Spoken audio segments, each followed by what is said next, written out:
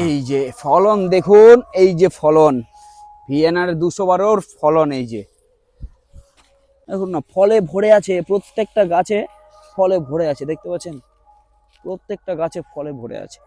এরকম যদি ফল থাকে তাহলে দেখুন আর কি চাই, দেখুন তো আর কি চাই এরকম ফলন থাকলে।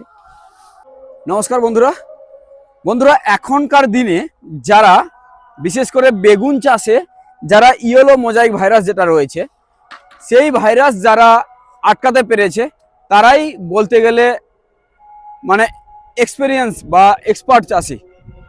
এখন কিন্তু আমরা যতগুলো পুরো পশ্চিমবঙ্গের কথাই বলুন, যতগুলো বাগানে যাই বা যারাই বেগুন লাগিয়েছে সবারই কিন্তু একই অবস্থা, গাছ হলুদ হয়ে যাচ্ছে।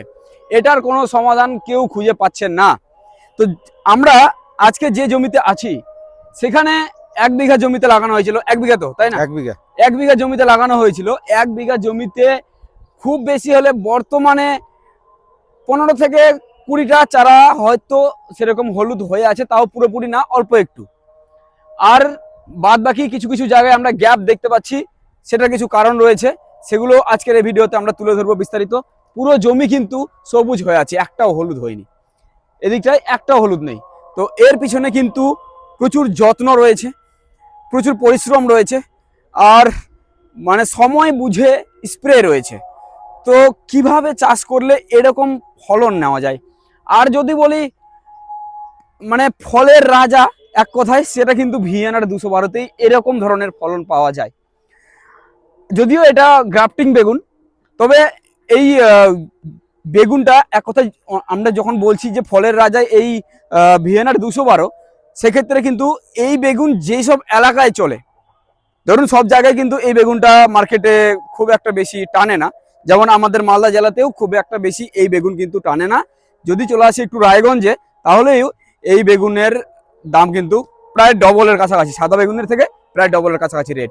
তো এই যে জমিতে লাগানো হয়েছিল ভিএনআর গ্রাফটেড ভিএনআর 212, এখানে 4 মাস হয়ে গেছে, দুর্দান্ত প্রতিদিন এই বিগত 1 মাস ধরে প্রতিদিন কন্টিনিউ এখান থেকে 1 কুইন্টাল 30 কিলো, 1 কুইন্টাল এরকম প্রতিদিন কিন্তু এখান থেকে প্রোডাকশন হচ্ছে এখন বর্তমানে।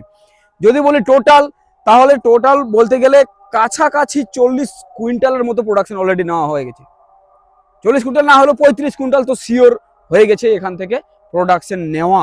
আর কত চাই, যিনি করেছেন ওনার কাছ থেকে এবার আমরা একটু জানার চেষ্টা করবো। যদিও ওনাকে আমরা সামনে নিচ্ছি না, কারণ ওনার একটু পার্সোনাল প্রবলেম রয়েছে, ওনাকে পিছনে রেখেই ওনার সাথে আমরা কথা বলবো। দাদা, কতদিন হলো? এটা লক্ষ্মী পূজার আগে গাড়ছি। লক্ষ্মী পূজার আগে? হ্যাঁ, 4 মাস, আমি যেটা বললাম 4 মাস। তো এখানে 1 বিঘা জমি, তো 1 বিঘা জমি, 1 বিঘা জমিতে ভিএনআর 212 গ্রাফটিং, 212 গ্রাফটিং, 700 গাছ আছে এখানে। এটা পুরোপুরি পরিচর্যার উপরে আজকে আমরা কথা বলবো। এখানে 700 গাছ বসানো হয়েছে, পুরোপুরি পরিচর্যার উপরে কথা বলবো, কারণ পরিচর্যা না হলে এরকম ধরনের কোয়ালিটি গাছ রাখা যায় না। তো পরিচর্যার উপরে প্রথমে শুরু থেকে আমাদের জানান, গাছ বসানোর আগে থেকে কিরকম ভাবে জমিটাকে রেডি করেছিলেন সেটা। জমিতে সরিষার খোল দেওয়া ছিল 50 কিলো। আচ্ছা, সরিষার খোল দিলাম 50 কিলো। তারপর জৈব খাবার দিলাম 1 কুইন্টাল। আচ্ছা, ডিএপি দিলাম 40 কিলো। অনুখাদ্য দিলাম, পটাশ দিলাম, 1 বস্তা ফসফেট দিলাম। আচ্ছা, দিয়ে জমিতে বেড করে নিয়ে গাড়ে দিলাম। গাড়ে দেওয়ার পরবর্তীতে গড়ে গড়ে যেদিন আমি গাছটা নিয়ে আসলাম, আচ্ছা, সেদিন গড়ে গড়ে রোকো পাউডারটা দিলাম। কি পাউডার? ওকো পাউডার। সেটার কি কাজ? ওটা গোড়া পচাবে না, শিকড়টা ভালো থাকবে। আচ্ছা, ওটা দিলাম। আচ্ছা, মানে কিছু গোড়া গোড়া মানে সেই ড্রেঞ্চিং করে গড়াই গড়াই, আচ্ছা আচ্ছা, গিলাস দিয়ে বা মেশিন দিয়ে। আচ্ছা, দেওয়ার পরে তারপরে 19 দিলাম, নিমাটি টাইকোটামা দিলাম 7 দিন পরে। 7 দিন পরে মানে চারা বসানো 7 দিন পর? হ্যাঁ, নিমাটি টাইকোটামা দিলাম। আচ্ছা, ওটা দেওয়ার পরে তারপরে দিলাম 19 আবার 7 দিন পরে, আবার 7 দিন পর 19 আর হিউমিক অ্যাসিড। আর হিউমিক অ্যাসিড? হ্যাঁ, হিউমিক অ্যাসিড কতটা দিয়েছিলেন? হিউমিক অ্যাসিড দিয়েছিলাম 250, আর 250 দিয়েছিলাম 19। আচ্ছা, দেওয়ার পরে ড্রেঞ্চিং করার পরে তারপরে ছাড়ে দিই। তারপরে মাঝখানে একবার সার ঢুকাইছিলাম। মাঝখানে একবার সার ঢুকিয়েছিলাম? হ্যাঁ, 1 বস্তা ডিএপি ঢুকাইছিলাম। আচ্ছা, আর 1 বস্তা ফসফেট আর পটাশ ঢুকাইছিলাম, কিছু অনুখাদ্য ঢুকাইছিলাম। আচ্ছা, এই যে ঢোকাই নিয়ে চলতেছে। এরকমই চলতেছে? এরকমই চলছে। আর স্প্রে কেমন কি চালিয়ে যান?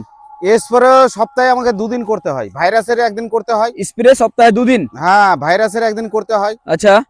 একদিন ভাইরাসের করতে হয়, ধসার করতে হয়। আচ্ছা। হ্যাঁ, আর আপনার ইসে করতে হয়, পোকার জন্য করতে হয়। পোকার জন্য? হ্যাঁ, কোনো যেন সাদামাছি না বসে। আচ্ছা। সাদামাছি বসলেই বিপদ। বসলে বিপদ। হ্যাঁ। আপনার এখানে সাদামাছি আমরা দেখতে পাচ্ছি না। না, সাদামাছি নেই একদম। না, সাদামাছি সপ্তাহে একদিন করতেই হবে। অল্টারনেট করতে হবে, এটার পাল্টাই এটা, এটার পাল্টাই এটা। বর্তমানে হলুদ হয়ে যাচ্ছে, তার কি হলুদটার জন্য আমি ওষুধ মারছি। কি মারছেন? ওটা সপ্তাহে একদিন করে মারতেছি। এইটা? হ্যাঁ। এই ওষুধ মারছেন সপ্তাহে একদিন? হ্যাঁ, সপ্তাহে একদিন, 10 দিনে একদিন। 10 দিনে একদিন। আচ্ছা, সাই ফাঙ্গি ভাইরাস। হ্যাঁ। এটার কি কাজ? ওটা বলছে যা ধরে গেছে ধরে গেছে, দোকানদার যেটা বলছে ধরে গেছে, যেটা ধরে গেছে। আচ্ছা। নতুন করে আর ধরবে না। নতুন করে আর ধরবে না? আর ধরবে না, ওটা বলছে। তোরা সব 10 দিনে একদিন মারতে আছি, তাতে আমার গাছটা সুন্দর আছে। কাজ হচ্ছে? কাজ হচ্ছে। আচ্ছা। আর হচ্ছে, আর যে কটা গাছ ছিল সে কটা আমি কাটে কাটে হাঁটাই দিচ্ছি। ওটা যেটাই ভাইরাস লাগছে সেটাকে আমি হাঁটাচ্ছি, কেননা ওটা থেকে আবার এটাতে লাগতে পারবে, আবার অন্যটাতে চলে আসতে পারে। আচ্ছা। আর আপনার এখানে দেখছি যে মাঝে মাঝে গ্যাপ রয়েছে, সেটা কি? ওটা ভাইরাসের জন্য। ভাইরাসের জন্য। আর 2-4টা গাছ মারা গেছিল ওই টাইমে, রোদ্দুর ছিল, 2-4টা গাছ মারা গেছিল। উইল্টের সমস্যার জন্য কি বলেন? উইল্টে কোনো সমস্যা নাই। আপনার এখানে উইল্টের কোনো সমস্যা নেই?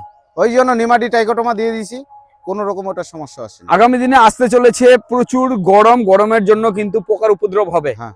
তো পোকার জন্য একটু কয়েকটা বিষের কথা। সেমোডিস মারি। সেমোডিস? হ্যাঁ, ওই গোত্রেরই ওষুধ পাল্টি করে মারতে হয়। আচ্ছা আচ্ছা। আমি তো নাম লেখাপড়া জানি না, কিন্তু ওই গোত্রের ওষুধ পাল্টি এটার অল্টারনেট করে মানে 3 রকম ওষুধ মারতে হয়। আচ্ছা, তার মানে সাদামাছি এক্সট্রা করে মারতে হয়। মানে কম দামি মারলে চলে না, একটু দামিগুলো দেখে মারতে হবে। দামি ভালো নিতে গেলে ভালো দামি মারতে হবে। দামি মারতে হবে। হ্যাঁ।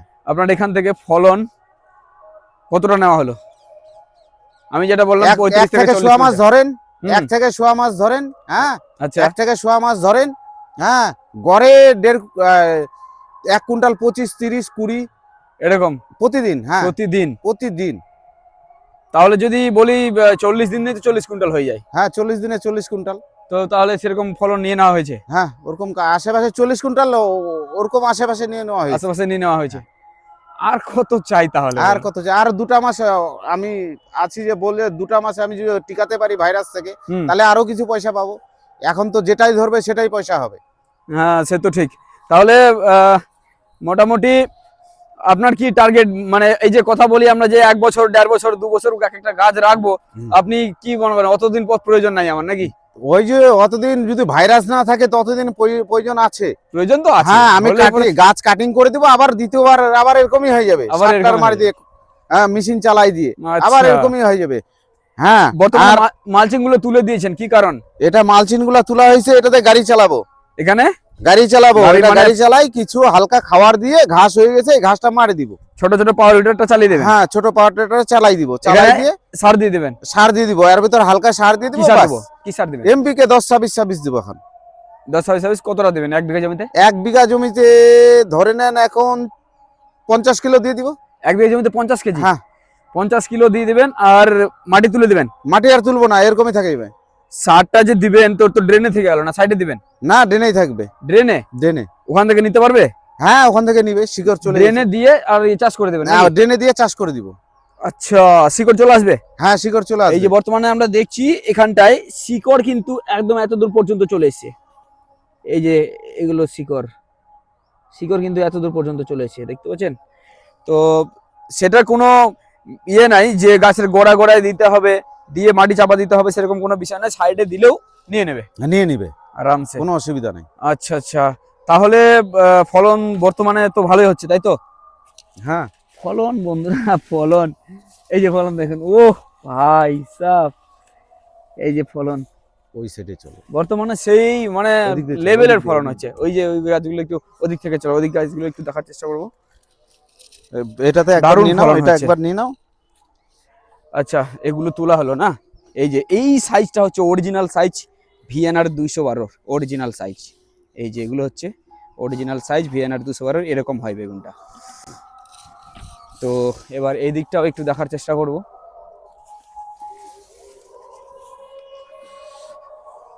এইদিকেও ফলন একদম জবরদস্ত ফলন। তুমি ছাড়েন।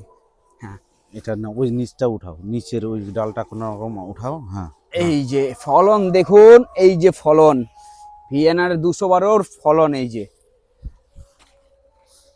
আচ্ছা, আপনি গাছগুলোকে কি হাইটটা ছোট করে রেখেছেন নাকি এরকমই? না এইরকমই এরকমই ফল দিচ্ছে বেশি, হ্যাঁ, ওই জন্য আমার গাছ বাড়তেছে কম। ফল বেশি দিচ্ছে, গাছ বাড়তেছে কম। বাড়তেছে কম। আচ্ছা, তাহলে আপনার তো আসল মানে মেন দরকার হচ্ছে ফল, তাই তো? আমার মেন দরকার হচ্ছে ফল, গাছটা বড় করা দিয়ে কথা না, ফলটা হচ্ছে মেন।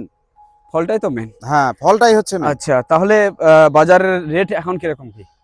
20 টাকা, 22 টাকা, 25 টাকা এরকম রেট যাচ্ছে। কটা দিন যখন পৌষ মাসে প্রথমের দিক তখন বিক্রি করছিলাম 50 টাকা, 40 টাকা। 50 টাকা বিক্রি করেছেন? হ্যাঁ। বাপরে, তখন তাহলে তো কম বেরোলেও তখন রেটটা চলে গেছিল। হ্যাঁ, এখন সাদাটা যাচ্ছে 10 টাকা, 12 টাকা, 8 টাকা, 60 টাকা। হ্যাঁ হ্যাঁ, এটা 20 টাকা, 25 টাকা বিক্রি করছি। আরে বাপরে, তাহলে কতটা, মোটামুটি ডবলের মতো দাম কিন্তু এখানে। এটা সব জায়গায় সমান না, আমাদের যেমন মালদা জেলায় কিন্তু তার রেটটা কম, মানে এটার কম আর সাদাটার রেটটা বেশি। তো এই হচ্ছে বিষয়, এরকম ভাবে হয়। আর মানে সত্যি বলছি, এরকম ধরনের কেউ কিন্তু আমরা এতটা ঘুরলাম, এত ভালো কেউ করতে পারেনি যত ভালো এনার আছে। এক কথায়, যে ইয়েলো বা মোজাইক ভাইরাসের যে প্রকোপ, সেখান থেকে কেউ বাঁচতে পারছে না, আর ওটার কি উপায় সেটাও কেউ খুঁজে বের করতে পারছে না এখন পর্যন্ত।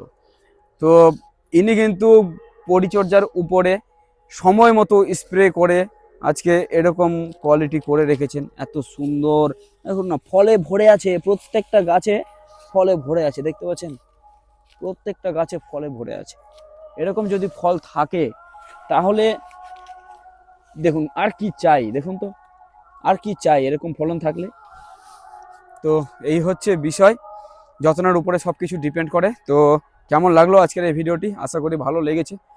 এরকম বাগান তো আমরা চোখে দেখতে পাই না, আজকে দেখতে পেলাম, আমারও মনটা খুব ভালো লাগলো। যাই হোক, এরকম ফলন নিচ্ছেন আর ভালো ইনকাম তো বুঝতেই পারছেন, এত যদি বিক্রি হয় আর এরকম রেট থাকে তাহলে তো কেমন ইনকাম হতে পারে। তো তাহলে আগামী দিনে একটা আশা আছে যে এখান থেকে আরো কিছু একটা হবে। হ্যাঁ, হ্যাঁ, আর পরবর্তীতে আরো বাড়ানোর পরিকল্পনা নাকি? পরবর্তীতে আরো লাগাবো, বাড়াবো, আরো বাড়ানোর আরো পরিকল্পনা। বাড়াবো। আচ্ছা, একটু জমির দিক থেকে একটু বলুন না, কি কোন জমিতে সবচেয়ে ভালো হবে? ধরেন এই জমিতে করলেন, সামনের বছর কি এই জমিতে আবার করবেন? না, এই জমি চেঞ্জ হয়ে যাবে। চেঞ্জ হয়ে যাবে? এই জমি চেঞ্জ হয়ে যাবে। মানে এই জমিতে করলে আর হবে না? এই জমিতে করলে হবে না, হবার কি আছে, হবে, কিন্তু আবার খাদ্য টাদ্য চুন টুন মারে আবার রেডি। আর এটা এক ফসল আর কি, এক জমিতে না করাটাই বেশি ভালো। ও, বছরে বছরে এক ফসল যত চেঞ্জ করবেন তত বেশি ভালো, তত বেশি ভালো, তত বেশি ভালো। আচ্ছা, তাহলে কোন জমিতে বা মানে কিরকম জমিতে আপনি করবেন পরবর্তীতে? মানে ধান যেখানে ছিল ওরকম জমিতে নাকি? বালি একটু কমের ভাগ হলে বেশি ভালো হয়। আচ্ছা, একটু বালু বেশি ভাগ হলে পরে ওই জমিতে খুব একটা বেগুনের ফলন আসতে চায় না। বালিটা একটু যেন কম হয়, সেই জমিতে যদি আবারটা করি সেই জমিতে ফলনটা ডবল হয়। আচ্ছা, এই সব টেকনিক্যাল দিকগুলো কিন্তু অবশ্যই জানা প্রয়োজন, আমরা চেষ্টা করি। আর জমিতে যেন রসটা ধরে থাকে সেই জমিটা চাই। হ্যাঁ, আচ্ছা, ঠিক। আর এগুলো তো করতেই হবে, মালচিং টালচিং, মালচিং তো করতেই হবে, মালচিং তো করতেই হবে। তো এই হচ্ছে বিষয়। এখনো এখানে মানে এনাদের দেখছি যে সাপোর্টের জন্য বাস করে দেওয়া হয়েছে, কিন্তু মানে কোনো গাছ দেখছি তাও ভেঙে যাচ্ছে, লোড নিতে পারছে না। সাপোর্টটা হয়তো আরো একটু ভালো করে করতে হবে, আরো ভালো করে করতে হবে। চলো, তো এতটুকুই, দেখা হচ্ছে আবার একটা নতুন ভিডিওর সাথে। আশা করি এই ভিডিওটা অনেকটা হেল্পফুল হয়েছে আপনাদের। ভালো লাগলে ভিডিওটিকে শেয়ার করুন সবার কাছে, সবাইকে একটু দেখার সুযোগ করে দিন যে ইনি কিভাবে বাঁচিয়ে রেখেছেন, এত সুন্দরভাবে প্রোডাকশন নিচ্ছেন। তো চলুন, দেখা হচ্ছে নতুন ভিডিওর সাথে। ভালো থাকবেন, সুস্থ থাকবেন, ধন্যবাদ।